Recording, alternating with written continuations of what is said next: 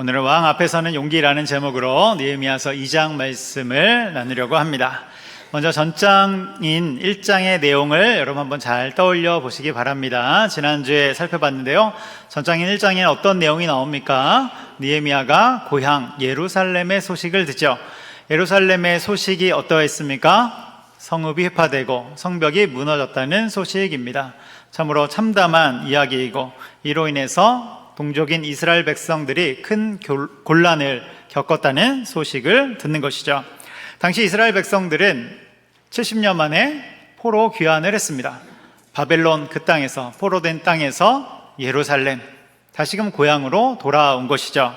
여러분, 이스라엘 백성들이 70년 만에 고향으로 돌아올 때 그 마음이 어떠했을까? 여러분, 그 땅에 탁 들어갔을 때 감격스럽지 않겠습니까? 제가 과거에 부목사 생활을 하던 어떤 교회에서는 북한에 고향을 둔 그런 실향민들이, 그런 성도님들이 꽤나 많았습니다. 그 성도님들은 간혹 고향에 대한 그리움을 이야기하면서 이렇게 그 그리움, 추억에 젖어 있는 그때를 본 적이 있는데요, 가고 싶어도 못 가는 것이죠. 그런데 이스라엘 백성들은 70년 만에 고향 땅으로 돌아온 것입니다. 감격이 있죠. 그래서 그곳에 성전도 짓고 성읍도 건설하고 성벽도 지었습니다. 다시금 이스라엘의 영광을 찾으려고 한 것이죠. 그런데 지금 상태가 어떻다고요? 다 무너진 것입니다. 다 무너졌어요. 조금 더 구체적으로 말씀을 드리면, 이스라엘 백성들이 포로 생활에서 돌아온 후에 가장 먼저 지은 것은 성전입니다. 신앙의 중심인 성전을 짓고, 그리고 자신들이 살 집, 성읍들을 건설하고 성벽을 만든 것이죠. 그런데 이때 주변 족속들이 끊임없이 방해하는 것입니다. 짓지 못하도록 방해하는 거예요. 공격하는 거예요. 핍박하는 거예요. 그래서 제대로 다 건설을 하지 못합니다. 그리고 건설된 곳도 공격을 받아서 회파된 것이죠. 이 소식을 느헤미야가 듣습니다. 이 소식을 들은 느헤미야는 곧장 무엇을 하기 시작합니까? 절망의 소식을 들었지만 하나님 앞에 나가 기도하기 시작한 것이죠. 그것이 전장인 1장의 내용이고, 그래서 우리는 기도의 영성을 살펴본 것입니다. 느헤미야가 기도의 자리로 나아간 것이죠. 알렉산더 더프라는 선교사님이 계십니다. 이분이 영국 분인데 인도의 한 부족에 들어가서 선교 사역을 감당하는 것이죠. 복음을 전하는 거예요. 성경 공부도 하고 여러 돕는 사역도 감당하고, 그러다가 다른 부족들도 도와야 될, 그러니까 선교지가 확장되는 것이죠. 그런데 시간이 부족하기 때문에 모든 부족을 다 돌아다닐 수가 없는 거예요. 그래서 대부분의 부족은 일주일에 한 번 또는 2주일에 한 번 가서 기도해주는 정도, 기도해주고 조금 도와주는 정도로 사역을 한 것입니다. 그러다가 시간이 될 때 한 번에 몰아서 성경 공부를 한 것이죠. 그렇게 2년 정도의 시간이 흘렀는데요, 놀라운 것은 일주일에 한 번 가서 기도해준 그 부족들에게도 놀라운 복음의 열매가 맺혀졌다는 것입니다. 엄청난 열매들이 맺혀졌다는 거예요. 그래서 더프 선교사님이 이런 이야기를 합니다. 사역에서 중요한 것은 첫째도 기도, 둘째도 기도, 셋째도 기도입니다. 그만큼 기도가 중요하고 밑바탕이 된다는 것이죠. 그러면서 이렇게 이야기하는데요, 기도 없이 사역하지 마십시오. 기도 없이 움직이지 마십시오. 이렇게 이야기를 합니다. 여러분, 이것을 우리의 삶에 적용하면 무엇입니까? 기도 없이 인생을 살지 마십시오. 이렇게 되는 것입니다. 기도 없이 삶을 살지 말라는 말이 되는 것이죠. 오늘 본문에 나오는 느헤미야가 그런 기도를 통해서 움직이기 시작하는 것입니다. 오늘 본문이 우리 이제 2장에 도달했는데요, 2장 1절에 보면 날짜가 나와요. 시기가 나와요. 2장 1절에 아닥사스다 왕 제20년 니산월이다 이렇게 나옵니다. 니산월. 그런데 1장 1절에도 보면 이 월이 표기가 되어 있는데 기슬르월이다 이렇게 나와요. 이 두 기간의 차이는 4개월의 차이입니다. 4개월의 차이. 그러니까 느헤미야는 4개월 동안 무엇을 한 것입니까? 기도하면서 하나님이 문을 여시도록 기회를 기다린 것이죠. 기도하면서 하나님의 인도하심을 기다린 거예요. 그런데 이제 2장 4개월 후에 하나님이 문을 열어주시는, 기회를 주시는 그 시기를 탁 하고 만나게 되는 거예요. 우린 이 지점에서 한 가지 체크해야 될 게 있는데, 그게 뭐냐면, 기도했으니까 이제 하나님이 다 알아서 해주시겠지, 그게 아니라, 기도하지만 또한 내가 할 수 있는 부분은 내가 실제로 액션을 하며 움직여 나간다는 것입니다. 여러분, 이것이 바른 신앙입니다. 우리는 한편으로는 기도하지만 한편으로는 내게 주어진 거, 내가 할 수 있는 일들을 최선을 다해 감당하며 나가는 것입니다. 그래서 이제 느헤미야에게 딱 기회가 왔는데, 그런데 이 기회는 굉장히 두렵고 무서운 기회입니다. 그냥 기회가 아니라 두려운 기회예요. 그래서 2절에 보면 이렇게 나오는데요, 우리 2절 말씀 읽어보도록 하겠습니다. 왕이 내게 이르시되 내가 병이 없거늘 어찌하여 얼굴에 수심이 있느냐, 이는 필연 내 마음에 근심이 있음이로다 하더라. 그때 내가 크게 두려워하여. 아멘. 느헤미야 얼굴에 수심, 근심빛이 있었다는 거예요. 여러분, 왕 앞에 서는데 신하가 근심빛이 있으면 됩니까, 안 됩니까? 고대 시대의 신하들은 왕 앞에서 이런 행동을 하다가 잘못하다가는 죽을 수 있는 것입니다. 그런데 느헤미야 얼굴에 그가 의도적으로 한 것이 아니라 근심빛이 흘러나온 것이죠. 왕 앞에서 신하들은 함부로 감정을 드러내면 안 되는데 흘러나온 것입니다. 죽을 수도 있는 일이죠. 그런데 1절에 보면 느헤미야가 왕에게 포도주를 따르고 있었다 이렇게 나오는데, 이것은 느헤미야의 당시 관직이 뭐였습니까? 왕의 술관원장이잖아요. 그러니까 자연스럽게 보이는데, 그런데 이 장면은 국가적인 어떤 잔치나 큰 행사, 어떤 연회에서 술을 따른 것이 아니라 사적인 자리에서 서로 친분을 나누는 그런 모습입니다. 왜냐하면 공식적인 자리에서 근심빛을 드러내는 것은 있을 수가 없는 일이기 때문에 그런 것이죠. 그래서 이제 느헤미야가 자신의 고민을 이야기하기 시작하는데요, 역시 두려운 상태에서 고민을 이야기합니다. 당시 페르시아의 왕은 절대 권력을 가진 정말로 그런 왕이죠. 좋은 분위기라고 해도 수틀리면 어떻게 됩니까? 그냥 가는 것입니다. 이야기 듣다가 기분이 안 좋아지면 그냥 갈 수가 있어요. 게다가 아닥사스다 왕은 굉장히 무서운 왕입니다. 그가 왕위를 차지할 때 그냥 왕위를 차지한 것이 아니라 셋째 아들이었는데 첫째와 둘째를 제거한 후에 왕이 된 것입니다. 이 부분을 좀 더 말씀을 드리면, 아버지 아하수에로 왕이 어느 날 갑자기 암살을 당합니다. 암살을 당해서 죽어요. 그러니까 전국이 혼란에 빠지죠. 나라가 혼란스러운 거예요. 이때 아닥사스다가 첫째를 죽이고 둘째를 죽이고 그리고 암살자까지 심판하면서 왕위를 차지하게 되는 것입니다. 이 아닥사스다 왕은 굉장히 결단력 있고 또 한편으로 무서운 사람입니다. 그런 왕에게 함부로 고민을 털어놓는다. 여러분, 이것은 위험한 일이고 잘못하다가는 죽을 수 있는 일이죠. 그래서 에스더서에도 보면 에스더가 왕비임에도 불구하고 왕 앞에 나갈 때 어떻게 나갑니까? 죽으면 죽으리라 그러면서 나가잖아요. 지금 느헤미야가 똑같은 상황입니다. 그래서 2절 끝에 보면 이렇게 나오는데요, 2절 끝에 보면 내가 크게 두려워하면서 나아가는 거예요. 그런데 여러분, 그래도 이것이 하나님이 주신 기회이죠. 4개월 동안 그가 기도하였고, 여러분, 기도한 사람들은 하나님이 문을 딱 열어주신 그때를 알게 됩니다. 캐치하게 돼요. 그리고 그때 눈앞에 어려운 일이 있고 두려운 일이 있다 할지라도 담대함으로 그 길을 가게 되는 것이죠. 그래서 느헤미야가 왕 앞에서 담대하게 이야기하기 시작하는 것입니다. 그래서 1장에서는 뭐가 나옵니까? 기도의 영성이 나온다면 2장에서는 담대함의 영성이 나오는 거예요. 여러분, 기도했다면 담대하게 나아가시기를 바랍니다. 그래서 느헤미야가 자초지정을 말하는데, 내용은 고향 땅인 예루살렘이 불탔고 다 무너졌다는 이야기죠. 그런데 여러분, 이 내용 자체도 위험해요. 이 예루살렘이 불탔다는 내용, 지금 무너졌다는 내용을 말하는 것도 위험하단 말이에요. 왜냐하면 에스라서 4장에 보면 예루살렘 성을 짓다가 중단한 이야기가 나옵니다. 중단된 이야기가 나와요. 여러분, 이제 포로된 땅에서 돌아온 이스라엘 백성들이 성전을 짓고 성읍을 지을 때 주변 족속들이 괴롭혔다고 말씀을 드렸습니다. 박해하고요, 심각하게 공격할 때도 있는 거예요. 협박도 합니다. 그런데도 여러분, 이스라엘 백성들을 멈추지 않죠. 하나님의 자녀들은 하나님의 영광을 위해서 멈추지 않습니다. 그 길을 계속해서 가는 거예요. 이스라엘 재건을 위해서 계속해서 가는 것입니다. 그러니까 주변 족속들이 어떻게 하는 줄 아세요? 중앙정부에 신고를 합니다. 신고를 하면서 지금 이스라엘 백성들이 반란을 꾀하고 있습니다. 이들이 독립하려고 합니다. 나쁜 꿍꿍이가 있습니다. 이렇게 신고를 하는 거예요.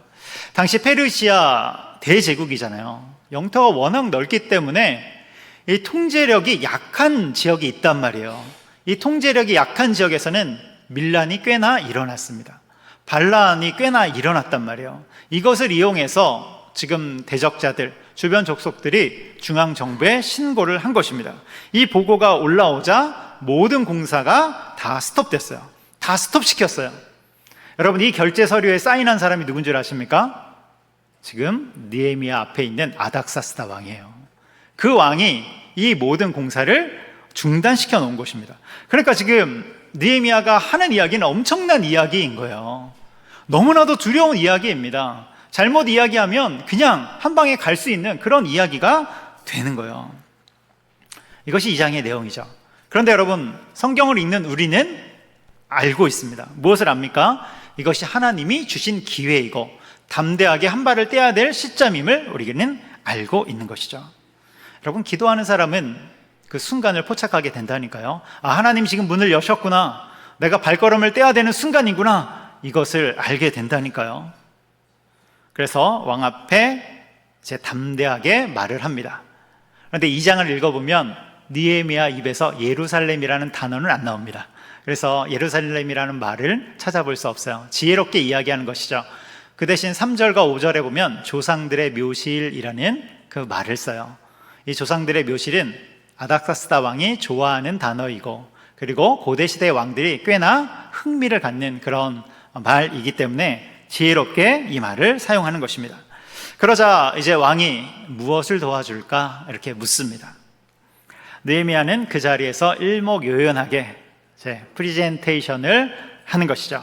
그래서 기간이 얼마나 걸릴지, 성읍을 다시 쌓는데 예산은 얼마나 드는지, 또 기타 필요한 것은 무엇인지 쭉 이야기하는 것입니다. 무엇입니까? 준비되어 있는 것이죠. 여러분, 기도하는 자는 액션을 하기 위해서 준비되어 있는 것입니다. 그래서 기회가 오니까 그것을 탁 하고 바로 이야기하는 것이죠. 그래서 여러분, 오늘 본문에서 보게 되는 것은 기도한 자의 행동인 담대함의 영성을 보게 되는 것입니다. 기도한 자들은 담대하게 나가게 되는 것이죠. 여러분, 세상에서 담대함은 뭐라고 이야기합니까? 담대함은 이제 기독교적인 용어이잖아요. 밖에서는 보통 우리가 담대함을 뭐라고 이야기합니까? 용기라고 말하기도 하고, 배짱, 깡, 이렇게 이야기도 하죠. 세상에서 담대한 사람은 누구일까? 세상에서 담대한 사람, 웬만한 일에도 눈 하나 깜짝 안 하는 사람, 그런 사람일 수도 있고, 남들 앞에서도 기죽지 않는 사람. 그런데 정말로 무서운 사람은 어떤 상황 속에서도 포커페이스를 유지하면서 침착함을 유지하고 감정을 드러내지 않는 사람이죠. 이러한 사람들을 담대하다, 용기 있다 이렇게 말하기도 합니다. 제가 과거에 선교단체에서 훈련을 받은 적이 있습니다. DTS라는 그 훈련을 받았는데요, 거기에서 이제 국내 전도 여행을 갔어요. 국내에 한 지방에, 우리나라 시골이죠. 거기에 가서 이제 복음을 전하기 위해서 갔는데 한겨울입니다. 눈이 내리고 얼음이 막 이렇게 있고 영하의 날씨에 너무 추워서 다들 감기 걸리고 난리가 납니다. 그런데 온수가 나올 리가 있습니까? 그러니까 너무 춥고 그러니까 제대로 못 씻고 특별히 샤워를 못 하죠. 머리도 못 감습니다. 너무 추워서 물도 차갑고 해서 쉽지 않은 것이죠. 그런데 다들 청년이니까, 청년의 시기니까 모자를 쓰고 생활을 합니다. 그런데 새벽에 한 여자 청년 리더가 마당에서 찬물로 머리를 감는 것을 제가 목격했습니다. 새벽에 이제 제가 좀 일찍 일어나서 마당으로 나왔는데 옆에는 눈이 있고 얼음이 있고, 그리고 추운데 찬물로 바가지로 이렇게 머리를 감는 그 여자 청년 리더를 봤어요. 저는 그 모습을 보는 순간 특전사의 모습을 봤습니다. 그래서 얼음을 깨고 탁 들어가서 냉수마찰하는 그 늠름한 군인의 모습, 그 깡을 봤죠. 그 후로 그 여자 리더가 내리는 명령은 100% 다 복종을 했습니다. 순종이 아니라 그냥 복종을 했어요. 자연스럽게 복종이 되었습니다. 깡이 있는 분이죠. 그렇다면 여러분, 성경에서 말씀하는 담대함은 무엇일까? 특별히 그리스도인의 담대함은 어디에서 오는 것일까? 여러분, 그것은 개인적인 어떤 깡일까요? 개인적인 기질일까요? 본문 4절에 보면 이렇게 말씀합니다. 우리 4절을 읽어보도록 하겠습니다. 왕이 내게 이르시되 그러면 내가 무엇을 원하느냐 하시기로 내가 곧 하늘의 하나님께 묵도하고. 아멘. 하늘의 하나님께 묵도하고. 이제 왕 앞에서 이야기하기 전에 잠시 기도하는 그런 장면이 나오는 것이죠. 물론 왕이 눈치채지 못하게 잠깐 동안 기도한 것입니다. 무엇입니까? 여러분, 느헤미야를 통해서 모르기가 무엇을 볼 수 있어요? 하나님과 연결되어 있는 모습을 보게 되는 것이죠. 그는 하나님과 연결되어 있는 사람이고 또 계속해서 연결되기 위해서 수고하고 애쓰는 사람입니다. 여러분, 그리스도인의 담대함이 어디서 나옵니까? 그리스도인의 담대함, 그것은 하나님과 연결될 때, 다시 말해서 하나님과의 깊은 친밀감을 누리는 자들이 그 담대함 가운데 들어갈 수 있는 것입니다. 우리 한 가지 오해하면 안 되는 것이 있는데, 담대함이라는 것은 두려움이 없는 상태가 아니에요. 무감각한 상태가 아니에요. 그러한 상황이 내 눈앞에 있지만 그럼에도 불구하고 믿음으로 나아가는 것, 여러분, 이것이 담대함이 되는 것입니다. 세상의 환경들은 때때로 우리를 위축시키죠. 우리 마음을 쪼그라들게 만들어요. 또 나 자신의 한계를 마주할 때도 우리는 주저하게 되죠. 그리고 영적인 공격들도 있잖아요. 그 앞에서 우리는 흔들리기도 하는 것입니다. 그럼에도 불구하고 하나님과 연결된 자들, 다시 말해 하나님과 깊은 친밀감을 누리는 자들은 담대하게 나아갈 수 있음을 여러분 반드시 기억하시기 바랍니다. 열왕기상 18장에 보면 엘리야 선지자의 이야기가 나오죠. 엘리야 선지자가 정말로 수많은 이적들을 행했는데 그 중에 최고의 이적이 무엇입니까? 갈멜산 전투. 갈멜산에서 바알의 거짓 선지자 850명과 전투를 벌이는 내용이죠. 하늘에서 불이 떨어져 하나님의 제단을 탁 사르는 그 장면을 통해서 이 땅의 참신이 누구이신지, 그래서 하나님만이 참 신이심을 증거한 그런 사건이죠. 그리고 바알은 거짓 우상임을 고발합니다. 그로 인해 이스라엘 백성들이 그 자리에서 하나님의 살아있음을 확인하면서 다 같이 일어나서 신앙이 갱신되고, 또한 바알의 그 거짓 선지자 850명을 그 자리에서 심판하는 일을 펼치게 되는 것이죠. 여러분, 놀라운 이야기입니다. 열왕기상 18장은 이런 놀라운 이야기가 기록되어 있어요. 그런데 다음 장인 열왕기상 19장으로 가면 어떤 내용이 나옵니까? 그런 엘리야 선지자가 로뎀나무 그늘에 앉아서 죽기를 구하는 것이죠. 하나님, 저의 목숨을 데려가소서. 죽기를 구하는 것입니다. 여러분, 그게 인간이죠. 방금 전에는 엄청난 전투 앞에서 승리를 거뒀는데 또 다른 상황이 펼쳐지자, 지금 엘리야가 왜 그렇게 하냐면 이세벨 왕비, 악한 이세벨 왕비가 내가 너를 죽일 것이다 하면서 일종의 지명수배를 내렸기 때문에 그런 것입니다. 또 다른 상황이 펼쳐지자 그 앞에서 위축되어 있는 것, 그것이 여러분 인간입니다. 인간은 그렇게 연약한 존재예요. 쓰러져 있는 것입니다. 방금 전에 갈멜산 전투를 펼쳤다니까요. 850명 앞에서도 꿈쩍하지 않았다니까요. 그런데 다른 상황 앞에서 흔들리는 것이죠. 그런데 여러분, 성경 말씀은 여기서 끝나지 않죠. 그런 엘리야가 다시금 회복됩니다. 담대하게 서서 주님의 일을 감당하게 되죠. 어떻게 회복됩니까? 그가 하나님의 산 호렙산에 가서 주님과 연결됩니다. 주님을 만납니다. 하나님의 세미한 소리를 듣게 되죠. 그것을 통해서 회복되는 것입니다. 이것을 우리식으로 말하면 무엇입니까? 예배당으로 달려와서 이곳에서 하나님의 말씀을 듣는 것입니다. 하나님의 말씀 속에서 하나님과 연결될 때 다시금 세상 가운데 바로 설 수 있는 담대함을 얻게 되는 거예요. 여러분, 분노한 이세벨 왕비는 여전히 그대로 있죠. 내가 너를 죽일 것이다, 지명수배를 내린 그 이세벨은 여전히 그대로 있는 거예요.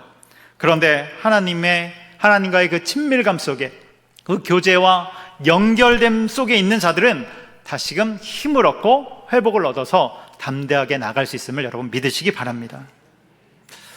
여기서 하나님과의 친밀감, 교제, 이것을 다른 말로 하면 영적인 경건생활을 뜻하는 것이죠. 영적인 경건생활. 그래서 개인적으로 하면 개인 경건생활이고요, 공동체가 함께하면 공동체 경건생활이 되는 것입니다. 여러분, 개인 경건생활에 힘쓰시기 바랍니다. 매일 아침 눈을 떴을 때 여러분 무엇을 하십니까? 아침을 시작할 때 말씀을 읽으시기 바랍니다. 그리고 더 나아가 큐티나 묵상을 한다면 훨씬 더 깊이 나갈 수 있을 것입니다. 그것이 아니면 새벽기도 설교 영상을 듣고서 그에 따른 본문을 여러분 함께 읽으시기 바랍니다. 읽고 나서 뭐합니까? 잠시 기도하는 것이죠. 느헤미야가 잠시 기도했던 것처럼 하나님 앞에 우리도 기도하는 것입니다. 그것을 통해서 하나님과 교제하는 것이죠. 개인 경건 생활, 여러분 공동체 경건 생활에도 힘을 쓰시기를 바랍니다. 공동체가 함께 모여 드리는 예배, 그리고 제자훈련, 소모임, 또한 교회의 봉사, 섬김의 자리들, 여러분 이것을 통해서 우리는 하나님과 교제하는 것입니다.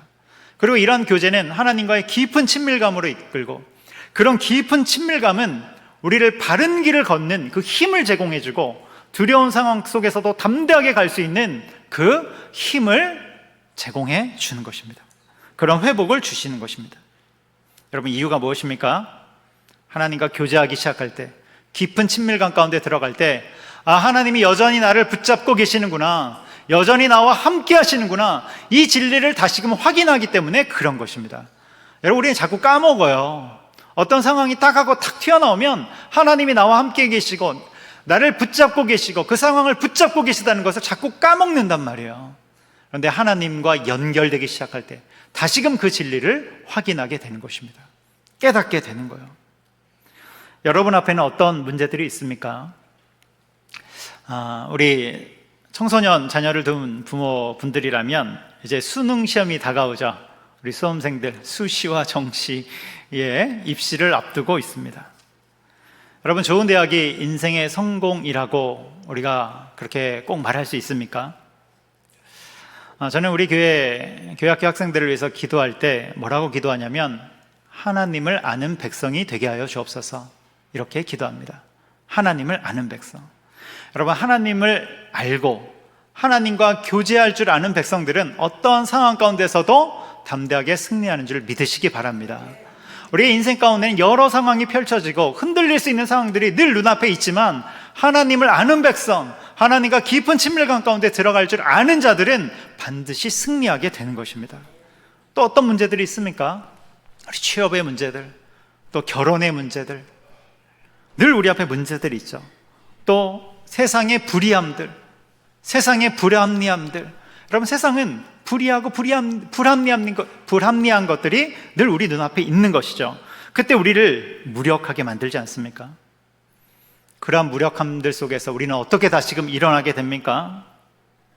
어떻게 다시금 하나님의 사람으로 살아가게 됩니까? 주님과 연결될 때, 주님으로 인해 힘을 얻을 때, 하나님이 여전히 나를 붙잡고 계시는구나, 이 진리를 확인할 때 우리는 담대하게 살아가게 되는 것입니다. 여러분 이 사실을 기억하면서 항상 주님 앞에 깊은 교제, 깊은 친밀감 가운데 들어갈 줄 아는 저 여러분 되기를 주님의 이름으로 축복합니다. 여기까지가 오늘 말씀의 첫 번째인 담대함의 영성입니다. 담대함의 영성. 이제 두 번째를 볼 텐데요. 두 번째는 담대함의 사명입니다. 담대함의 사명. 여러분 하나님이 항상 우리와 함께 하심을 늘 기억하시기 바랍니다. 그런데 하나님이 함께 하시고 우리를 도우실 때의 방식은 무엇입니까? 선한 방식으로 도와주신다는 거예요. 선한 방식으로 우리를 이끄신다는 거예요. 여러분 이 믿음을 가진 자들은 담대하게 살아갈 수 있고, 그리고 이 담대함은 결국 어디로 연결됩니까? 주님의 일에 대한 담대함으로 연결되는 거예요. 나 정도가 아니라, 내 삶 정도가 아니라 주님의 일, 이런 담대함까지 연결이 됩니다. 에베소서 6장 19절에 이렇게 말씀을 합니다. 우리 같이 읽겠습니다. 또 나를 위하여 구할 것은 내게 말씀을 주사 나로 입을 열어 복음의 비밀을 담대히 알리게 하옵소서 할 것이니. 아멘. 복음의 비밀을 담대히 알리게 하옵소서. 여기에 보면 복음을 전하는 사명이 나온 것이죠. 믿음이 있는 자들은, 하나님과 연결된 자들은 복음을 위해, 주님의 일을 위해서 나가는 것입니다. 이러한 담대함까지 연결이 되는 것이죠. 요즘 우리나라 기독교를 보면 어떻습니까? 시간이 지날수록 점점 개인화되죠. 개인화되는 경향이 많이 있습니다. 그리고 어떤 때를 보면 이기적인 모습을 보일 때도 있어요. 그런데 기독교는 개인을 위한 종교 정도가 아니에요. 여러분 개인을 위한 종교 그 정도가 아니라 주님의 일을 감당하는 엄청난 스케일의 복음입니다. 여러분 주님, 하나님, 신이잖아요. 신의 일을 감당하는 그것의 한 부분을 맡는 엄청난 스케일의 복음, 그것이 기독교입니다. 그리고 이것은 우리의 삶이 얼마나 가치 있는지를 보여주는 놀라운 일이 되는 것이죠. 여러분, 기독교를 배에 비유한다면 편안하게 바다를 건너는 유람선 정도가 아닙니다. 여러분, 우리는 유람선에 탑승한 게 아니에요. 거친 파도를 뚫고 임무를 완수하는 구조선, 더 적극적으로 말하면 전투함에 탑승해 있는 것입니다. 여러분, 우리 전투함에 탑승해 있는 거라고요. 그래서 우리의 관심은 단순히 내 삶에, 내 안위 정도에 있는 것이 아니라 그것을 뛰어넘어 주님의 일까지 뻗어 나가는 것입니다. 하나님 나라의 일까지 뻗어 나가는 것입니다. 여러분, 하나님이 우리 각자에게 맡겨주신 사명이 있습니다. 그 일들이 있습니다. 무엇입니까? 여러분, 한번 잘 생각해 보세요. 하나님이 나에게 허락하신 터전이 있고 나에게 맡겨주신 일과 그 복음의 사명들이 있는 것입니다. 여러분, 그것이 있음을 기억하면서 그 믿음 안에서 담대하게 주님의 일을 감당하는 우리가 되기를 주님의 이름으로 축복합니다. 그렇게 나아가는 우리가 되기를 소망합니다. 기도하겠습니다. 사랑과 은혜가 많으신 하나님 아버지, 하나님과의 깊은 친밀감 속에서 나오는 영적인 담대함으로 살아갈 수 있도록 인도하여 주옵소서. 우리의 삶에는 여러 상황들이 펼쳐지고 또 순간순간 시시각각 다른 일들이 나타나지만 그 모든 가운데서도 기도하며 담대함으로 나갈 수 있는, 특별히 하나님이 나를 붙들고 계시고 하나님이 인도하고 계신다는 그 사실을 확인하며 담대함으로 나갈 수 있도록 인도하여 주옵소서. 또한 우리의 삶을 넘어 하나님의 일까지도 감당하는 우리 주님의 자녀들 될 수 있도록 붙잡아 주시옵소서. 감사합니다. 예수님의 이름으로 기도합니다. 아멘.